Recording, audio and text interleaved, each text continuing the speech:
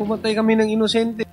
I received a call from the President, Rodrigo Roa Duterte. He needed someone capable of implementing the war on drugs. Congrats, Superintendent Padilla. Job well done. Pero grabe yung ginawang dinuguan. Ang tumawag sa akin ay dating President Rodrigo Roa Duterte. Ako ang nagbigay ng order kasi ginawa nila illegal or legal, akin yun. Thank you, Mr. Chair. I take full responsibility for it. Sana ang nadanasan naming paghihirap na durog, persecution, trauma, at saka walang-wala ay hindi po mararanasan ng iba. Sinabihan niya ako na aminin mo na sangkot ka sa kalakaran sa droga dito sa Pilipinas. Idawit ko si Peter Lim at si Laila de Lima.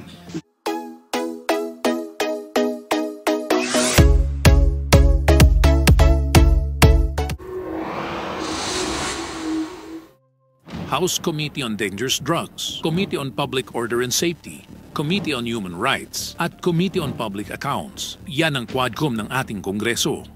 August 16, 2024, nang unang magsagawa ng pagdinig ang Quadcom sa Bacolor, Pampanga.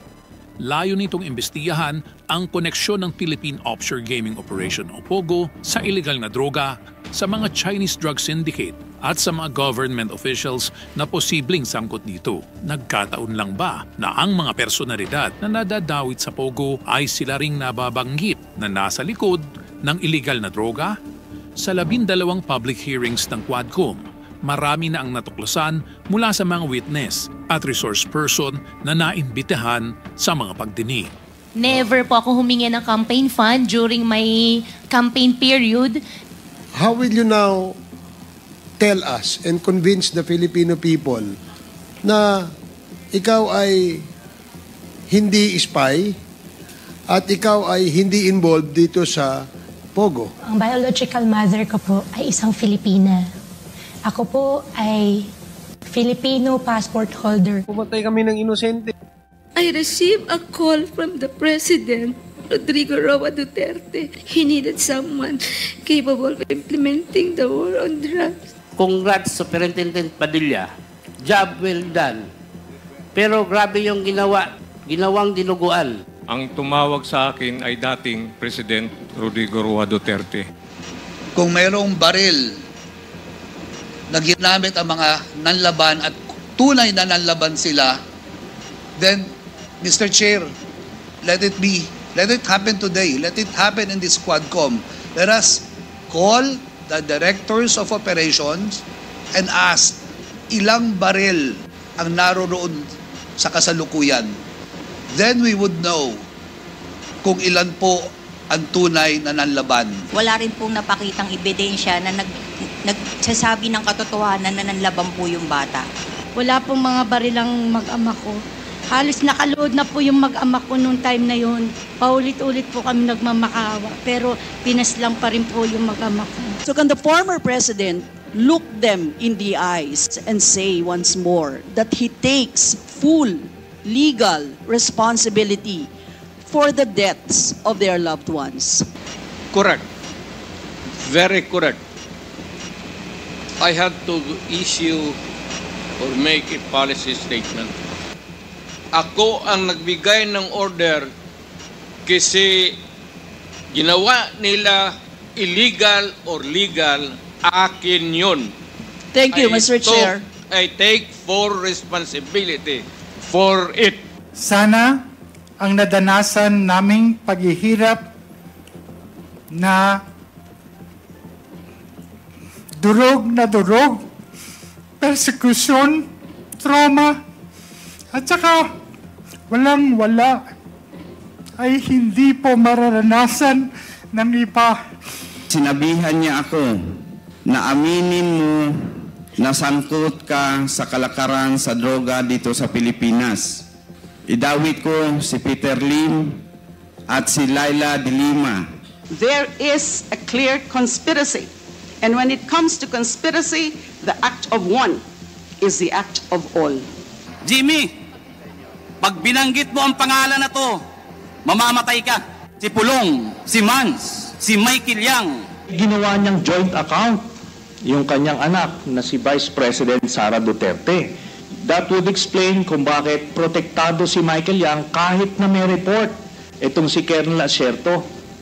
Will the former president be okay that if we draft the waiver now, that it be signed today instead of tomorrow? Will you be fine with that, Mr. President? Anong kapalit, sir? Hindi.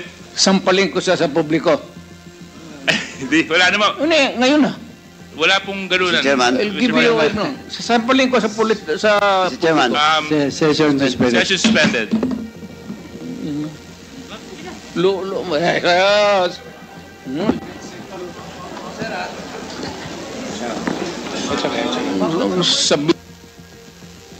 Former President is speaking without the recognition of the chairman.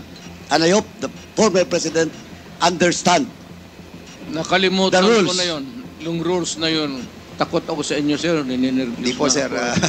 Ang una pong report na ibinigay ko na natanggap ni Chief PNP Bato de la Rosa, binanggit ko lang po rito yung tatlong personality, si Johnson Chua, si Michael Yang, at si Alan Lim. Nagbigay po ako uli ng report kay Chief PNP Oscar Albayalde, is Michael Yang and Alan Lim person of interest in illegal drugs. Dito po is nabanggit ko na po rito na lagi po sila nakikitang kasama si Presidente Duterte. Wala rin po nangyari. Yun na po. Gusto na ako ipapatay.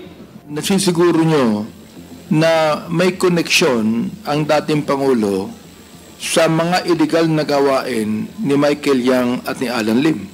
Meron po ba? Sigurado po ako. Anong reason ba't ka umiyak, Jimmy Guman? Dahil ba sa panahon na ipinagkanulo mo si No, Your Honor. Galit po atuwa. Dahil kaming dalawa pareho pang buhay. Hindi ko dahil sa pagkanulo, kundi dahil sa sindikato, sa mafia ng Davao Mafia, na kami ang biktima. Napakahirap po talaga. Kasi tingin ng mga tao sa akin, drug lord ako. If you're saying na Michael Yang was using his siguro closeness with the former president to further his drug interest, why would he be content with just being economic advisor? Yung economic advisor is just a title to project to the whole bureaucracy na ito, malakas itong tao na ito. Paano nag-pay off yung kanyang closeness?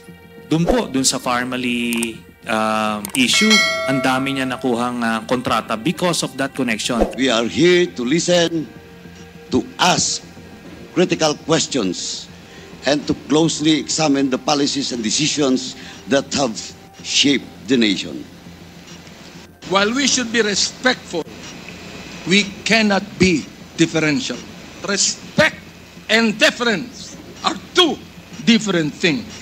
It is vital that we, as representative of the people, remember that distinction, because our ultimate allegiance is not to any one individual, no matter how high their office. Habang kami ay pinipilit na sirain, kami po ay hindi titigil sa pag-ungkat ng mga bagay upang makita at maisiwalat ang buong katotohanan.